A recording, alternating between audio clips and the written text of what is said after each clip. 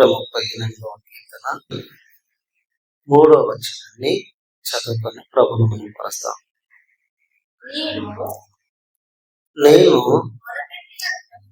మొరపెట్టిన దినమున నీవు నాకు ఉత్తరమిచ్చితివి. నా ప్రాణమును త్రాణ పుట్టించి నన్ను ధైర్యపరిచితివి. హల్లెలూయా. దేవునికి మహిమ కలుగును గాక. ప్రార్థన చేస్తే కలిగే లాభాలు మనకి వచనంలో కనబడుతున్నాయి. ఏం లాభాలు ఉన్నాయి? ప్రార్థన చేస్తే ఏం జరుగుతుంది, ఏమైతుంది? మనం ఈ వాక్యాన్ని బట్టి చూస్తే ప్రార్థన చేస్తే ఏమవుతుంది అని అంటే జవాబు వస్తుంది. నేను మొరపెట్టిన దినమున నీవు నాకు ఉత్తరం ఇచ్చితివి అని దేవుని వాక్యం చెప్తాను. అంటే జవాబు, ఉత్తరం ఇచ్చింది అంటే జవాబు ఇచ్చాము. ఎప్పుడు జవాబు వస్తుందట? మొరపెట్టిన దినమున, అంటే ప్రార్థన చేసే దినమున. అంటే ప్రార్థన చేస్తేనే జవాబు వస్తుంది. జవాబు రావాలంటే ప్రార్థనే చేయాలి. సమస్య తీరాలంటే ప్రార్థనే చేయాలి. సమస్య పోవాలంటే ప్రార్థనే చేయాలి. సమస్య రావద్దు అనంటే ప్రార్థనే చేయాలి. అంటే జవాబుకు ఏముండాలి ముందు అంటే ప్రార్థన. ప్రార్థన లేకుండా మనం ఎన్ని ఆశించినా అవన్నీ నిష్ఫలమవుతాయి. సో మనం ఆశించిన ఫలితాన్ని మనం పొందాలి అనంటే ఫలితానికి ముందు ఏముండాలట అంటే ప్రార్థన ఉండాలి.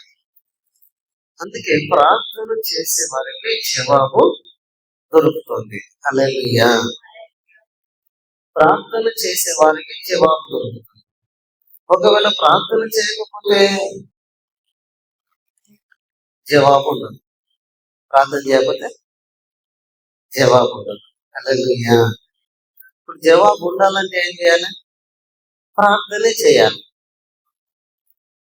జవాబు రావాలంటే ప్రార్థన చేయాలి. దేవుడు మనకు జవాబు ఇవ్వాలి అని అంటే ప్రార్థన చేయాలి. ప్రార్థన చేయకుండా జవాబును ఆశించితే వాళ్ళకు కలిగే ఫలితం నిష్ప్రయోజనము. వారికి ఫలితం అనేది కలగదు. సో అందుకని ఫలితం ఆశించడమే కాదు, దేవుడు జవాబు ఇవ్వాలని కోరుకోవడమే కాదు, దేవుడు జవాబు ఇవ్వాలి అని అనుకున్నప్పుడు ప్రార్థన చేయడం కూడా అవసరం అనుకోవాలి. అంటే ప్రార్థన జీవితం ఉన్నంత కాలము జవాబు ఉంటుంది. ప్రార్థన చేసినంత కాలము, ప్రార్థన జీవితాన్ని కాపాడుకున్నంత కాలము, ప్రార్థన జీవితాన్ని పెంచుకున్నంత కాలము దేవుని దగ్గర నుంచి ఫలితాన్ని, జవాబును మనం పొందుకుంటాం. జవాబు లేదు, ఫలితం లేదు అని అంటే ప్రార్థన లేదు అని అర్థమైపోతుంది. సో అందుకని మనము ఫలితం కలిగిన ఆశలు కలిగి ప్రార్థన చేయాలి. ఫలితం లేని ఆశలతో ప్రార్థన లేకుండా గడిపితే దానివల్ల ఉపయోగం ఏమి ఉండదు. చాలా మంది ప్రార్థన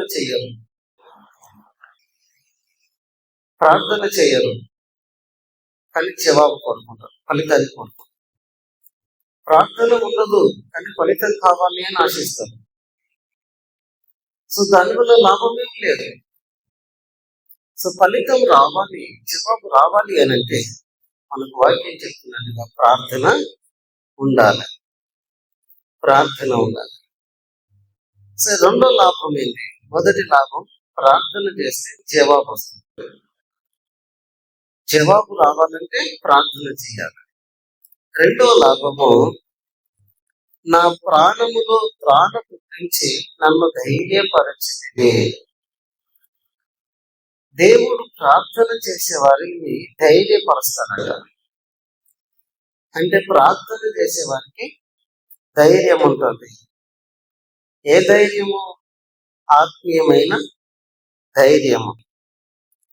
ప్రార్థన చేసేవారు దేవుని కొరకు ధైర్యవంతులుగా బ్రతుకుతారు, ఆత్మీయత కొరకు ధైర్యవంతులుగా బ్రతుకుతారు. దేవునికి మహిమకరంగా బ్రతకడానికి ధైర్యవంతులుగా ఉంటారు. వీరు దేనినైనా ధైర్యంగా ఎదుర్కోగలుగుతారు. అందుకే మనకు వాక్యం చెప్తుంది, దేవుడే ధైర్యాన్ని పుట్టిస్తాడట. దేవుడు ధైర్యాన్ని పుట్టిస్తున్నాడు. మొదటిది ప్రార్థన చేస్తే జవాబు వస్తుంది. రెండోది ప్రార్థన చేస్తే ధైర్యం పుడుతుంది, ధైర్యం వస్తుంది. హల్లెలూయా. చాలా మంది నాకు ధైర్యం తక్కువ అంటారు, నాకు భయం అవుతుంది. అవుతుంది. ఎందుకు అవుతుంది అంటే ప్రార్థన లేదు కాబట్టి. ఇక్కడ మనకు వాక్యం ఏం చెప్తుంది? ప్రార్థన చేస్తే ధైర్యాన్ని దేవుడు పుట్టిస్తున్నాడు. పిరికితనాన్ని తీసివేసి ధైర్యాన్ని కలగజేస్తుంది. సో దేవుని కొరకు ధైర్యంగా బ్రతికే ఆత్మీయ జీవితం రావాలి అని అంటే ప్రార్థన జీవితం కరెక్ట్ గా ఉండాలి. ప్రార్థన జీవితం కరెక్ట్ గా ఉన్నప్పుడు ఆత్మీయ జీవితం ధైర్యంగా కొనసాగుతుంది. ఆత్మీయ జీవితంలో ధైర్యం ఉంటుంది. దేవుని కొరకు ధైర్యంగా నిలబడగలము. దేవుని కొరకు ధైర్యంగా ఏదైనా భరించగలము, ఎదిరించగలము, ఎదుర్కొని ప్రభు కొరకు జీవించగలం. ఎప్పుడు అంటే ప్రార్థన జీవితం కరెక్ట్ గా ఉన్నప్పుడు. హల్లెలూయా, హల్లెలూయా.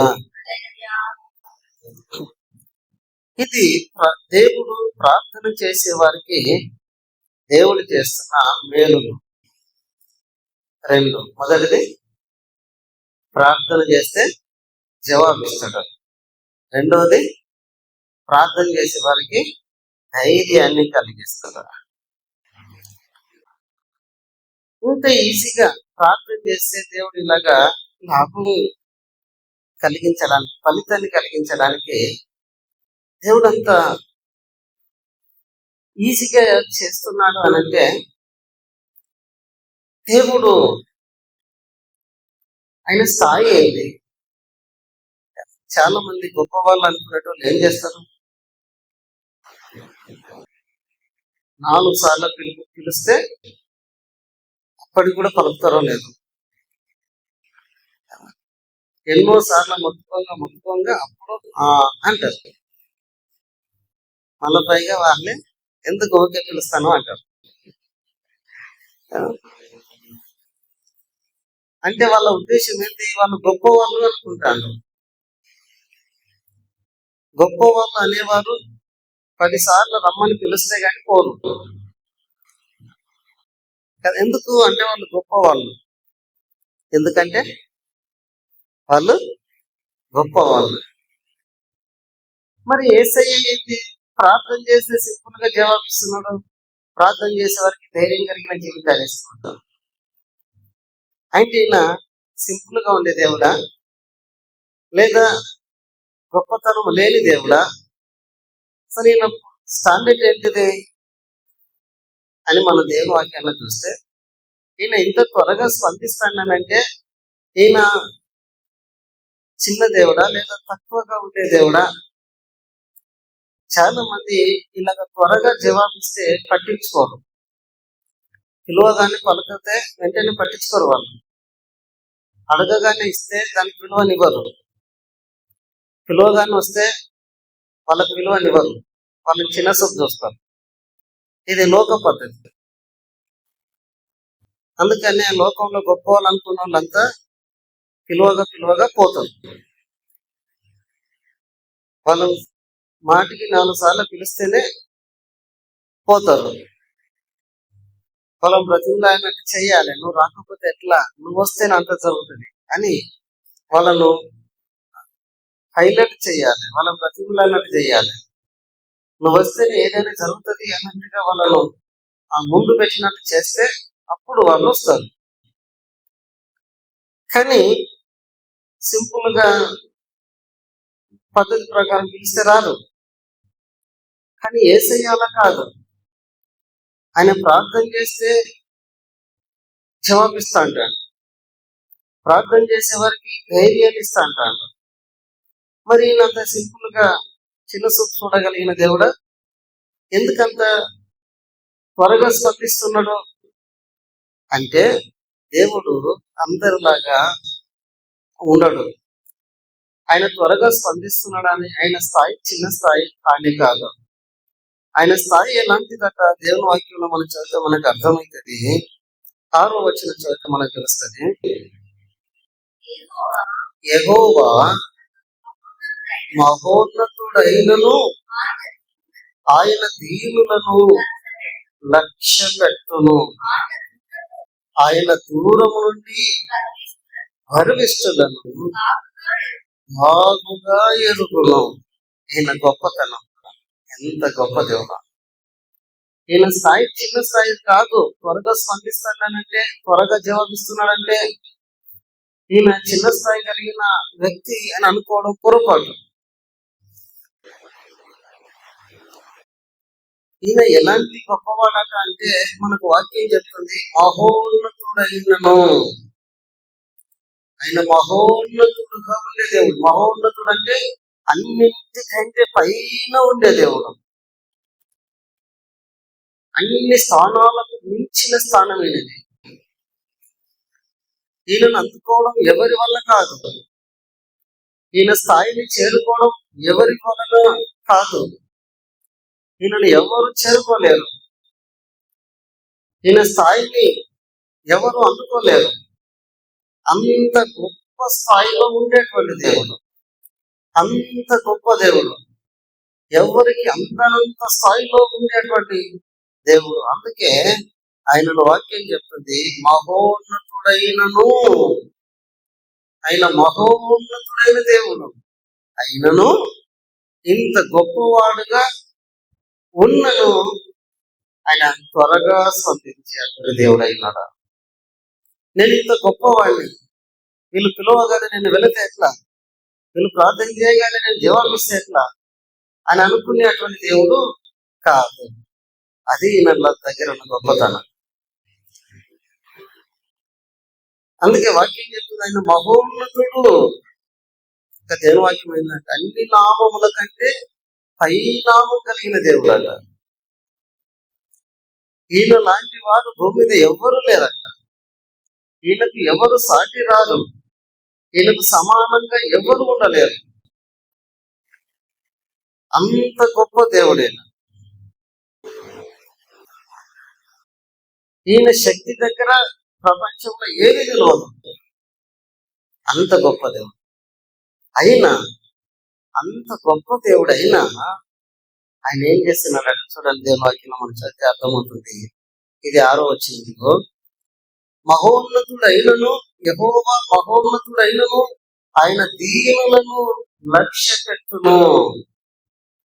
ఇంత గొప్ప దేవుడైనా ఆయన దీనులను లక్ష్య పెడతాడు. అంటే శ్రద్ధ చూపిస్తాడు దీనుల మీద. దీనులంటే ఆయనకు శ్రద్ధ. దీనుల మీద ఆయన శ్రద్ధ చూపేటువంటి దేవుడు. దీనుల మీద కనికరం చూపేటువంటి దేవుడు. దీనుల మీద దయ చూపేటువంటి దేవుడు.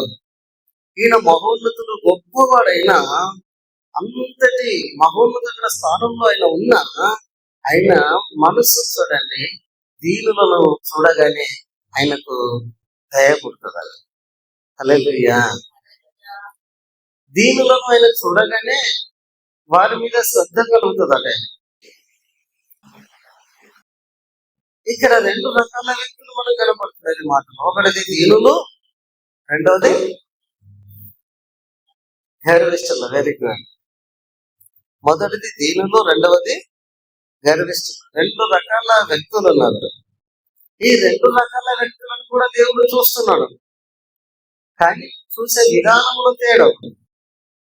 దీనులనేమో దయతో చూస్తున్నాడు, గర్విష్ఠులనేమో దూరంగా మీరు ఇట్లనా అట్లనా అని తెలుసుకుంటాడట. హల్లెలూయా, హల్లెలూయా. ఎంత మంచి దేవుడు చూడండి. గర్విష్ఠులను ఎందుకు ఆయన చూస్తున్నాడు అని అంటే, నీకు జరిగే కీడుకు నీ గర్భమే కారణం బిడ్డ అని చెప్పడానికి వాళ్ళని కూడా చూస్తున్నాడు. అయితే వాళ్ళని ఎందుకు చూస్తున్నాడు? వాళ్ళ నష్టాలకు, వాళ్ళ కష్టాలకు, వాళ్ళ నాశనానికి నీ గర్వమే కారణం అని గర్వాన్ని వాళ్ళ ముందు పెట్టి చెప్పడానికి. కానీ దీనులను ఎందుకు చూస్తున్నాడు అనంటే వాళ్ళను కాపాడడానికి, వాళ్ళకు జవాబు ఇవ్వడానికి, అంటే ప్రార్థన చేసేటువంటి వారి యొక్క హృదయం ఎలా ఉండాలి అంటే దీనంగా ఉండాలి. దీనత్వం అంటే గర్వం లేకుండా తగ్గించుకొని ప్రభు కొరకు బ్రతకడం. ప్రభు కొరకు తగ్గించుకొని బ్రతకాలి. తగ్గించుకొని బ్రతికే విధానంలో గర్వం అనేది ఉండదు. నేనేంది అనేది ఉండదు. నేనంటే ఏమనుకుంటాను అనేది ఉండదు. ఎందుకు అనంటే వీళ్ళు గర్విష్ఠులు కాదు అట్లా అనుకోవడానికి. గర్విష్ఠులు అనుకుంటారు అలా. కానీ ప్రార్థన చేసే వారు ఎలా ఉండాలంటే దీనులుగా ఉండాలి. ప్రార్థన చేసే వారికి ఉండే లక్షణం ఏంటంటే దీనత్వము. దేవుడు దీనులను ఆయన లక్ష్య పెట్టేటువంటి దేవుడు. వాళ్ళ మీద శ్రద్ధ చూపేటువంటి దేవుడు. దీనులను కనికరించేటువంటి దేవుడు. ఈయన ఎలాంటి దేవుడు అంటే చాలా గొప్ప దేవుడు. అయినను దీనుల విషయంలో శ్రద్ధ చూపిస్తున్నాడు. నేను ఇంత గొప్పని అని ఎవరిని పట్టించుకోకుండా ఉండేటువంటి దేవుడు కాదన్నమాట. అందుకే ఆయన ప్రార్థనకు జవాబిస్తున్నాడు. ప్రార్థనకు ఆయన స్పందిస్తున్నాడు. నాకు సమస్య ఉంది ప్రభు అంటే పరిష్కరించి నువ్వు భయపడకు అని ధైర్యాన్ని కలిగిస్తుంది దేవుడు. ఏ పరిస్థితినైనా ఎదిరించడానికి ధైర్యాన్ని కలిగించి ప్రభు కొరకు బ్రతికేలా ఆయన ధైర్యవంతులుగా మారుస్తున్నాడు. ఎవరిని అంటే దీనులుగా దేవుని సన్నిధిలో ప్రార్థన చేసుకోవాలి. దేవుని దగ్గర దీన హృదయం ఉండాలి. గర్వపు హృదయం ఉండొద్దు. అహంకారపు హృదయం ఉండవద్దు. స్థాయిని చూస్తూ దేవుని దగ్గర ప్రవర్తించొద్దు. నా స్థాయి ఇది అన్నట్టుగా దేవుని దగ్గర ఉండొద్దు. దేవుని దగ్గర మన స్థాయి ఎలాంటిదైనా దేవుని దగ్గరకు వస్తే దీనంగా తగ్గించుకొని నేనేం లేను ప్రభు అంతా నీదయ్యే అన్నట్టుగా బ్రతకాలి. అది దీనత్వం. నాదేం లేదు ప్రభు, నా దగ్గర ఏం లేదు, నేనేం కాను, నేనేదైనా అయినంటే అది నీ దయ, నీ వలననే నేను ఇలాగా ఉన్నాను అని దేవుని కొరకు సమర్పించుకొని దీనంగా దీన మనసు కలిగి ప్రార్థించేటువంటి వారిగా ఎవరైతే ఉంటారో దేవుడు వాళ్ళను లక్ష్య పెడతాడు. అంటే ప్రార్థన చేసిన అందరినీ దేవుడు లక్ష్య పెట్టాడు. గర్వంతో ప్రార్థన చేస్తే, దేవుని దగ్గర గర్వంగా ప్రవర్తిస్తే లాగా చూస్తూ ఊరుకుంటాడు. ఇంకెన్ని రోజులు బిడ్డ నువ్వు ఇలా ప్రవర్తిస్తావని. కానీ దీనంగా దేవుని దగ్గర ప్రవర్తిస్తే, దీనులుగా ప్రార్థన చేస్తే దేవుడు వెంటనే వాళ్ళకు జవాబునిచ్చి వాళ్ళను ధైర్యాన్ని కలిగిస్తున్నాడు. అంటే భయపడకు నేనున్నా అనే ధైర్యాన్ని కలిగిస్తున్నాడు. హల్లెలూయా. అందుకని మనం ప్రార్థించేటువంటి జీవితాన్ని కలిగి ఉండాలి. మన ప్రార్థన జీవితం ఎలా ఉండాలి? దేవుడు లక్ష్య పెట్టేటువంటి దీనత్వంతో కూడినదిగా ఉండాలి. దేవుడు దయ చూపించే కనికరించేటువంటి దీనత్వం కలిగినదిగా మన ప్రార్థన జీవితం ఉండాలి. దేవుని దగ్గర మనం ఎంత తగ్గించుకొని బ్రతికితే దేవుడు మన విషయంలో అంత కేర్ తీసుకుంటాడు. దేవుని కొరకు మనం ఎంత దీనంగా తగ్గించుకొని బ్రతికితే దేవుడు మన విషయంలో అంత శ్రద్ధ వహిస్తాడు. దీనుల విషయంలో ఆయన శ్రద్ధ కలిగినటువంటి దేవుడు. కానీ గర్విష్ఠులను దూరంగా చూస్తాడట. దూరం మంచిది చూస్తూ వదిలేస్తాడట. ఎందుకు అనంటే గర్వం అనేది ఆశీర్వాదానికి సంబంధించింది కాదు, దేవునికి దగ్గర చేసేది కాదు, దేవునికి దూరంగా తీసుకెళ్ళేదే గర్వం. అందుకే గర్విష్ఠులను దూరం నుండి చూస్తున్నారు. అంటే వీళ్ళు ఎక్కడున్నట్టు దేవునికి దూరంగా ఉన్నారు. మన దీనులు ఎక్కడున్నారు? దేవునికి దగ్గరగా ఉన్నారు. అంటే గర్విష్ఠులకు దీనులకు తేడా అన్నమాట. గర్విష్ఠులు దేవునికి దూరంగా ఉంటారు, దీనులు దేవునికి దగ్గరగా ఉంటారు. అందుకనే దీనులు దేవుని దగ్గర వారిని వారు తగ్గించుకొని దేవుణ్ణి ఆశ్రయిస్తారు కనుక దేవుడు వాళ్ళ ప్రార్థనలకు జవాబునిచ్చి వాళ్ళలో ధైర్యాన్ని నింపి భయపడకు అన్నట్లుగా దేవుడు వారికి మనతో ఉంటాడంట. సో ఇట్లాంటి ప్రార్థన జీవితం మనకు కావాలి. అందరు చేసినట్టుగా మనం ప్రార్థన చేయడం పెద్ద సమస్య కాదు. అందరిలాగా మనం చేయాలి. మనం చేయాలి. ఎలా చేయాలి? అందరిలాగా కాదు, దీనులుగా చేయాలి. ఎవరు చేస్తున్నారని వాళ్ళని చూసి వాళ్ళలాగా చేయదు, దీనులుగా చేయాలి. దేవుని దగ్గర దీనులుగా బ్రతకాలి, దీనులుగా ప్రవర్తించాలి. దేవుని దగ్గర దీనులుగా నడుచుకుంటే దేవుడు వీళ్ళ విషయంలో శ్రద్ధగా ఉంటాడట. దేవుడే శ్రద్ధ చూపిన తర్వాత ఇక మనుషులు చూపిస్తేనే, చూపించకపోతే మనుషులు మన విషయంలో శ్రద్ధగా ఉంటేనే, ఉండకపోతే మనుషులు మనం మంచిగా అంటే అనకపోతే, మనుషులు మనల్ని పట్టించుకుంటే పట్టించుకోకపోతే, సో దేవుడే శ్రద్ధ తీసుకున్నాడు, దేవుడే శ్రద్ధ వహిస్తున్నాడు, దేవుడే కనికరించి, దేవుడే వీరి ఎడల కృప చూపినప్పుడు, దేవుడే వీళ్ళను పట్టించుకున్నప్పుడు ఇంకెవరు పట్టించుకున్నా పట్టించుకోకపోయినా అది సమస్య కాదుగా. హల్లెలూయా. పట్టించుకోవలసిన దేవుడే పట్టించుకున్నది. ఇంకెవరు పట్టించుకున్నా పట్టించుకోకపోయినా అది సమస్యగా దాన్ని చూడకూడదు, దాన్ని సమస్యగా అనుకోకూడదు. ఎందుకనంటే సమస్య అని దేని చూడాలి? దేవుడు పట్టించుకున్నప్పుడు దాన్ని సమస్యగా చూడాలి. దేవుడు పట్టించుకుంటలేడు అన్నప్పుడు దాన్ని సమస్యగా చూడాలి. ఏంటి నా పరిస్థితి అని ఆలోచించాలి. దేవుడు పట్టించుకున్నప్పుడు ఇంకెవరు పట్టించుకున్నా పట్టించుకోకపోయినా అది సమస్య కాదు.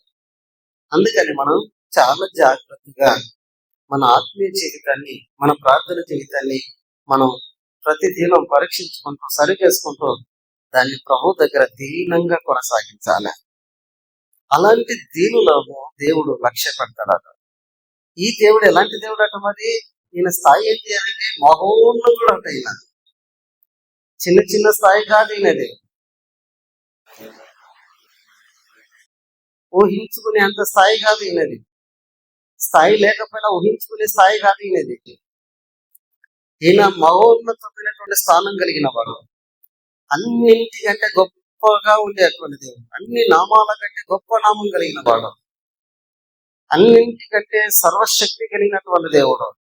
ఈయనను ఎదుర్కోగలిగింది ప్రపంచంలో ఏది లేదు, ఈయనకు ఎదురు నిలిచేది ప్రపంచంలో ఏది లేదు, ఈయన శక్తిని తట్టుకోగలిగినది ప్రపంచంలో ఏది లేదు. అంత గొప్పవాడైన అయినా దీనుల ఎడల ఆయన కృప చూపిస్తున్నాడు. వాళ్ళ ప్రార్థనను ఆయన లక్ష్య పెడుతున్నాడు. దీనుల విషయంలో ఆయన శ్రద్ధ వహిస్తున్నాడు. దీనుల ప్రార్థనకు ఆయన జవాబిస్తున్నాడు. దీనులకు ధైర్యాన్ని చెప్పి, వారిలో ధైర్యాన్ని నింపి, నేనున్నా నీతో అని వారిని ప్రభు కొరకు నిలబెడుతున్నటువంటి మంచి దేవుడు ఈ యేసయ్య. అందుకే మనం దీనత్వానికే విలువనివ్వాలి, గర్వానికి విలువనివ్వద్దు. గర్వంగా ఉండడానికి ఇష్టపడద్దు. గర్వంగా ఉండడానికి ఇష్టపడుతున్నామంటే మనం దేవునికి దూరంగా వెళ్తున్నామని అర్థము. గర్వంగా ప్రవర్తిస్తున్నామంటే దేవునికి దూరంగా వెళ్ళిపోతున్నామని అర్థము. గర్వంగా నడుచుకుంటాను అంటే దేవునికి దూరంగా వెళ్ళిపోతున్నామని అర్థం. మనం దేవుని దగ్గర గర్విష్ఠులలాగా ఉండొద్దు, కానీ దీనులలాగా మనల్ని మనం మార్చుకొని దీనత్వాన్ని మనం కలిగి ఉండి ప్రభు దగ్గర దీనంగా ప్రార్థించే వారిగా తయారు కావాలి. ఇలాంటి ప్రార్థన జీవితం దేవుణ్ణి త్వరగా స్పందించేలా చేస్తుంది. హల్లెలూయా. అంత గొప్పవాడైన ప్రార్థనకి ఎంత విలువనిస్తున్నాం కదా. దేవుడు ప్రార్థనకి ఇంత విలువనిస్తే మనుషుల ప్రార్థనను లెక్క చేయకుండా తిరుగుతాను. ప్రార్థన అంటే చిన్న చూపు చూస్తున్నారు, ప్రార్థన అంటే పట్టించుకోకుండా ప్రవర్తిస్తున్నారు. మనుషులు ఎంత భయంకరంగా తయారైపోయారు. ఇప్పుడు ఇలాంటి వాళ్ళను దీనులనల్లా, గరిష్ఠులనల్లా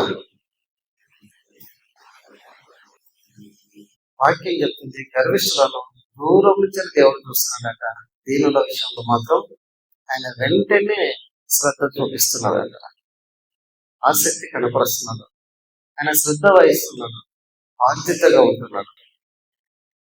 సో అందుకని మనం దీనత్వానికే ప్రాధాన్యత ఇవ్వాలి, దీనత్వానికే ప్రాధాన్యత ఇవ్వాలి, దీనత్వానికే మనం విలువనిచ్చి ప్రభు కొరకు మనం బ్రతుకుతూ దేవుని దగ్గర నుంచి జవాబులు పొందుకుంటూ దేవుని ద్వారా ధైర్యాన్ని కలిగి ప్రభు కొరకు సాక్షులుగా బ్రతుకుదాం.